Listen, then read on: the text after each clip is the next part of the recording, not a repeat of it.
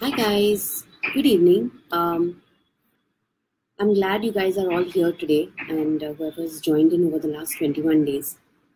It's been a quite a fabulous, quite an amazing journey, I think. My attempt to do this has been to have as many people excited about improving themselves and improving their bodies and improving their health as possible because I know how much it has changed my life. I know how much it has improved my life since I have made this decision for myself. Um, Ever since I first started, treating my body better and working out and working towards being fit. So, to begin with, I'd like to introduce myself. My name is Sukriti Singh. I'm an excellence coach and a weight management specialist. I've been in the fitness business for about 20 years now. I started my career as a dancer and a fitness trainer, and my passion for food was always there. So it kind of melded with my passion for fitness, and I decided to train to be a nutritionist as well. So now what I do basically is my job is to motivate people who find themselves challenged by the thought of losing weight or working out or improving themselves physically. So, as a trainer in my younger days, I had a lot of you're full of enthusiasm and energy, and you take a class and you have people. I've talked about this before. You have people who come in who've got real world problems and they really have a work life to manage or a home life to manage, and for them it's very difficult to juggle keeping themselves fit with all their other responsibilities. And at that time, I think I lacked compassion for such people because I personally had not experienced that range of emotions. But as life went by, and I got married and I set up a home of my own, and I had a child, and we started out with having a pet, which is scary enough. But then 8 years later, bang came my kid. Started two businesses. I realized how much of a challenge it is to when your entire world is not focused only on yourself.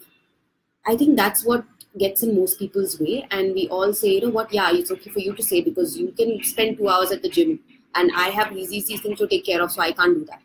So, the point of the matter is that we all want to improve our health. When this showed up for me, and I cribbed about it quite a bit, and I struggled with my weight also, in spite of being a fitness trainer and in spite of knowing all the right things to do. But I struggled as well after my little one was born because I wasn't sure how to manage both, how to manage my life at home as a mother, how to manage my work, and also manage my fitness at the same time. But over a period of months, let's say, after she was born, and I started to realize that I wasn't able to climb stairs as efficiently as I used to. These are little things like we were very athletic as dancers. You take your body quite a bit for granted. When you realize that these everyday little things are now becoming difficult, you realize that now you're going to have to put in extra effort to to work towards yourself and to improve your health. This is not going to be an automated process anymore. So that was something that struck me hard. A lot of people, I think, have office jobs and desk jobs. I didn't. I had a physical job. I would take a lot of classes and I would do rehearsals, and automatically the weight stayed off and I felt fabulous. But when that didn't was not in my favor anymore, when I was not doing 7 or 8 hours of physical work every day, the weight did start to pile on. And I realized that I'm not going to be able to drop this and let it be automatic. I'm going to have to put an actual effort to see this through to make it happen for me. So that's where my journey, I will say, for the second time started, where I had already reached a certain pinnacle and I had gained the weight again and I had to lose it all over again. So I'm sure a lot of you ladies out there especially have experienced this challenge where you had a child, you had two children in quick succession, and it gets very hard to get back into shape because you're so occupied with taking care of the kids. So over the years, I have thought many times about how it is that some people are probably very overweight and unhealthy, and they manage to knock the weight off and keep it off. And how some people manage to yo-yo back and forth. They lose weight and they gain it, and they lose weight and they gain it. Why does that happen? What are these people who have lost the weight and kept it off? What have they learned? What secrets have they learned that I could probably share with you that will help you on your journey if you're on the same journey as well. So I came up with 5 very basic ones, which I think I will share. The first one being that everybody who manages to take off the weight, take off the pounds, and keep it off, most of these people follow what is a balanced diet.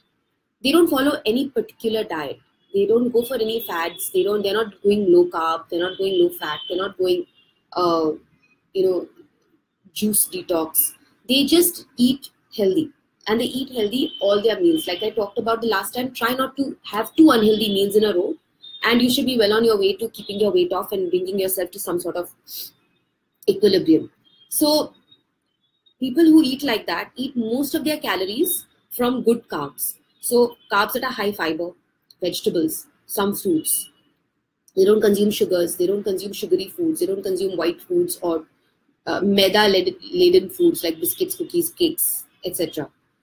They don't add a lot of sugar to their diet. We talked about that yesterday as well. I think that if adding a lot of sugar to your diet has so many disadvantages that I think it's the first thing you should just knock out altogether.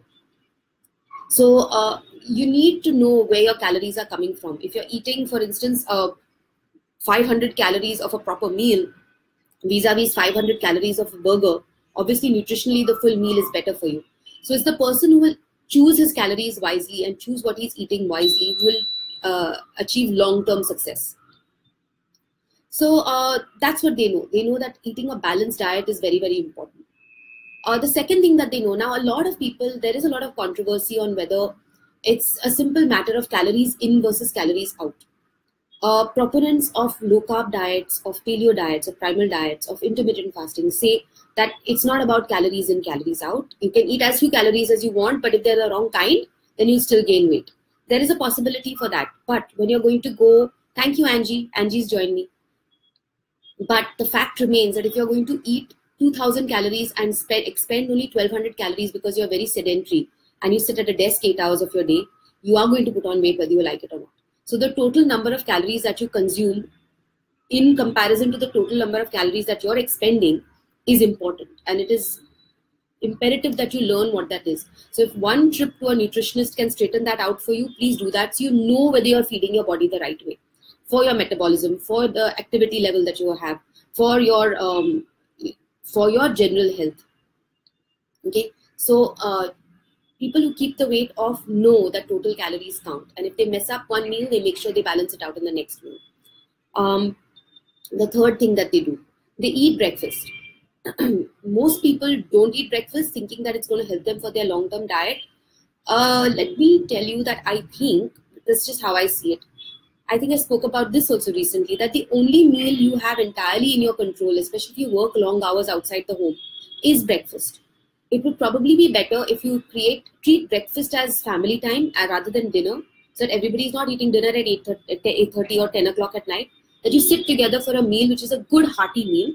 Once you leave the house, you're not starving. So what I've encountered some people doing is eating just a fruit for breakfast and then getting to work and they're so hungry that they drink whatever comes their way. They'll have 2-3 cups of chai or coffee. They'll have whatever's available in the canteen. And you eat foolishly because you're not just hungry, you're also nutritionally starved. So you've not given your body any good fuel at all to operate. So the first thing I think that needs to be managed is eating a good healthy breakfast. The fourth thing is that people who keep weight off self-monitor very well. Now this is a tricky one because if you're trying to monitor yourself, ideally you should be checking up on your weight every week. Okay, so if you weigh yourself every week, what I mean to say is that you should not get obsessive about it. It shouldn't be a means to discourage you. But if you're maintaining your weight, say your target has been 51 kilos and you've reached 51 kilos, you're on the scale that weekend and you binged yesterday, you've gone up to 52. This is the time to do some damage control. But if you're unaware of it, then you will probably end up piling on more pounds because you're not aware that you put on that 1 kg. So it's necessary to monitor yourself and make sure that you're on the track, on the path that you've chosen. So another thing that is very useful in monitoring yourself is a food diary. People who keep the weight off often keep a food diary, and they keep it not just for the period of 3 months that your nutritionist would advise you to do, but they keep it for a year, just so that they hold themselves accountable for what they have chosen to do with their health. So I have a lot of clients who skip this step because they think it's it's not that important.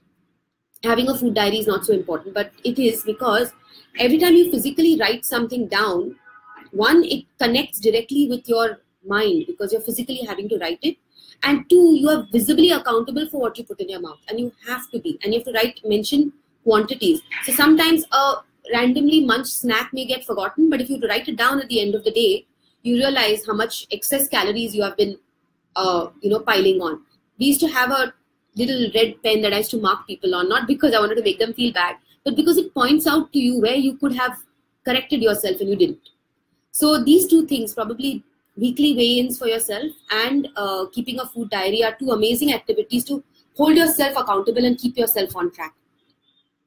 The fifth thing that they do is, besides having scheduled in a workout, and this is a very important point I've made before also, but I will repeat it. Besides scheduling in a workout, it's an appointment with themselves that they do not miss. They also choose to be more active during the day. So for instance, if you are, along with your workout, are able to go out with your kid for a walk, rather than sit at a desk and sit together and play a video game, say on your Xbox or whatever. If you are able to go to the beach and kick a ball around. These are activities, and we have forgotten as the older generation to play. So, the only way we bond with our kids is in front of the television nowadays. So it's possible that over a period of, and imagine this, that over that child's lifetime, they are going to learn that the correct activity is to sit in one position and stare at a screen, which is the most unhealthy thing that you can, allow them to do right now. So maybe in an attempt to get everybody in the family more active, make sure that the kids are active, choose something as entertainment that's physical, that helps you move more, walk to the supermarket together, walk back, go on shopping cruises together. This is something that you can do with your family, and time spent together can be active time spent together. This small change in people's lives has made a huge difference to them and made sure that they remain active, they remain aware, alert and accountable, and has made sure that they keep the weight off. Now, let me repeat what I started with. The first was a balanced diet. Everybody who wants to successfully keep the weight off maintains a balanced diet rather than choosing any particular fat diet and starting and stopping. The second thing is they realize that total calories count. It's important that you consume food that is healthy for you overall and that is well within your caloric requirement, depending on what your daily activity limit is and your body profile is. So it's advisable to get the right guidance for that, so that you're doing the right thing and not following something random planned for somebody else. They eat breakfast, most importantly, and it's the most neglected meal of the day. You start eating breakfast and you eat a good breakfast, you will see that over a period of time, your cravings during the day will vanish and your metabolism is set up for a much better rate for the day. So try and include a good quality breakfast in your morning meal. Good quality carbohydrates, good quality protein, and a little bit of fat. No juice, please. You can keep the fruit maybe mixed with some snacks for a snack later, mix some nuts for a snack later, but avoid fruit juices, at least if you're trying to lose weight. The fourth thing they do, very important, is they self-monitor. They check their weight once a week. They don't lose the plot. If the weight has gone up a little bit, they use it as an opportunity to course correct. To say, okay, fine, this is the week that I need to fix a few things and bring myself back down to the level I want it to be at. And they also maintain a food diary. So they're careful about what they eat because they're accountable. They write it down. So it becomes a habit.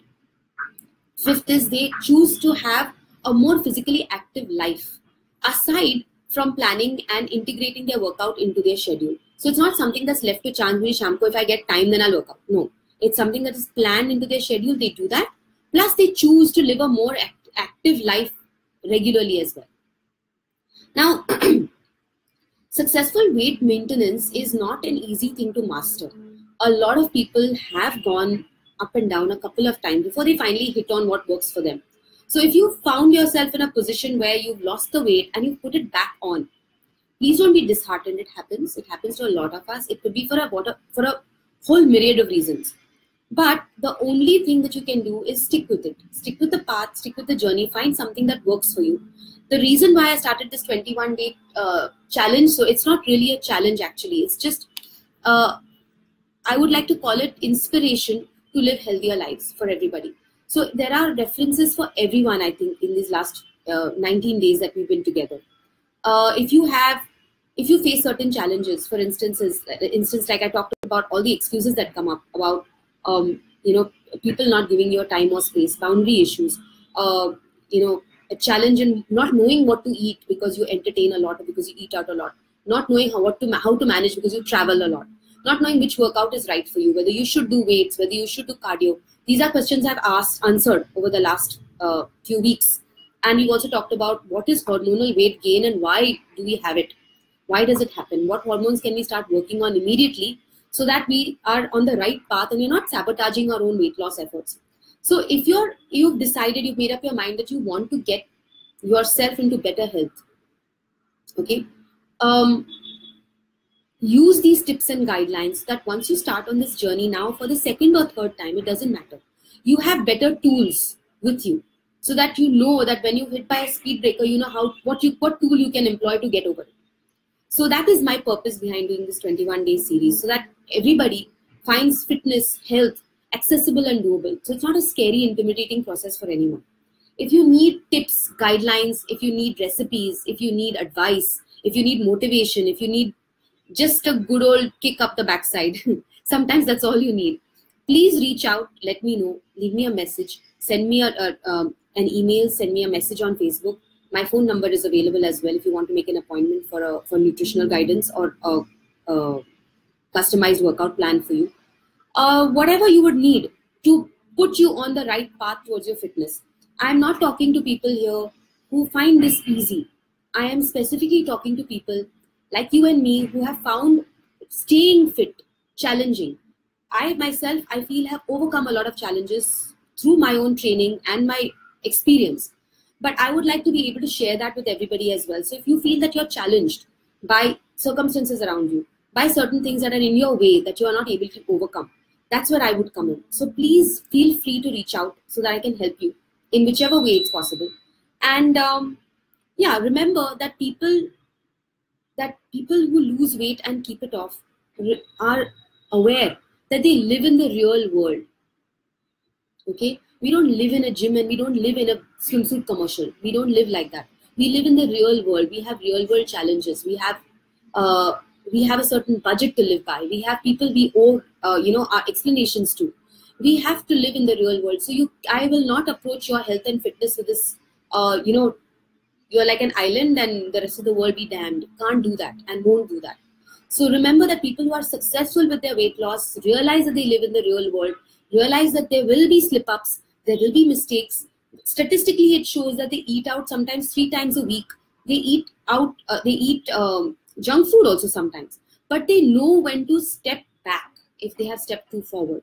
This is what we all need to learn, moderation. So under no circumstances do I say that people should absolutely avoid this or absolutely avoid that. It's not going to work for anybody because, like I said, we live in the real world. We need to find a lifestyle and a life plan that suits us so that we are compatible with our surroundings, right? So if you want success from your life, we have to eliminate all the things that could self-sabotage you. And, coming up against walls like these and your own mental blocks are some of the main key things that we need to remove.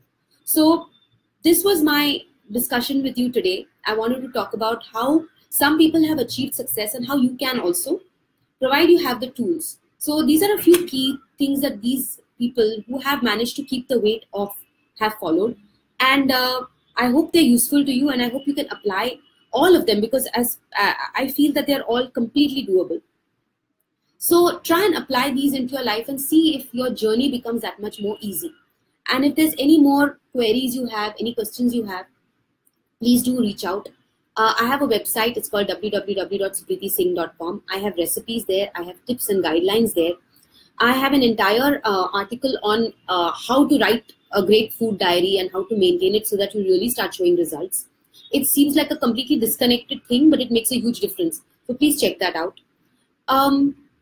I have a Facebook page, Supriti Fit Foodie, because my passion is both fitness and food, and I don't think those two are mutually exclusive. I think it's very important to enjoy the process. If you starve yourself or if you torture yourself, you're not going to want to do this at all, and it'll always seem like it's meant for some other kind of person. Obviously, if that person doesn't want to enjoy their life, that's okay, and they're okay running on the treadmill, so they look like that. I cannot, because I want to live this particular kind of life. But believe me, you can. You absolutely can. There is no reason why you cannot enjoy great food and be healthy at the same time, as long as you know where to draw the lines and how to draw a balance. So if you're educated, all the better for you, right? And yeah, so all of my 21-day series so far, we're at day 19, is available on YouTube as well, on Sukriti Excellence Coach. Please visit, like, share, subscribe, and let me know your comments and what else would you like to know from me. So at the end of this 21-day series, I will probably not be doing a daily challenge, but I will be coming up with more topics and more issues that people might face, because a lot of you have reached out to me and asked specific questions. Some have asked about thyroid, some have asked about diabetes. And I had a particular conversation with one lady who asked me about PCOS. So I will be dealing with that in future videos as well. So that's it for me today, guys. Let me know if there's anything else I can help you out with. Lots of love. I hope you are on this journey with me and you stay on it, and you actually see the changes happen in you. And you'll be amazed at the results that these small little changes can make. So thank you for being here. Have a great rest of the day. Lots of love. Bye.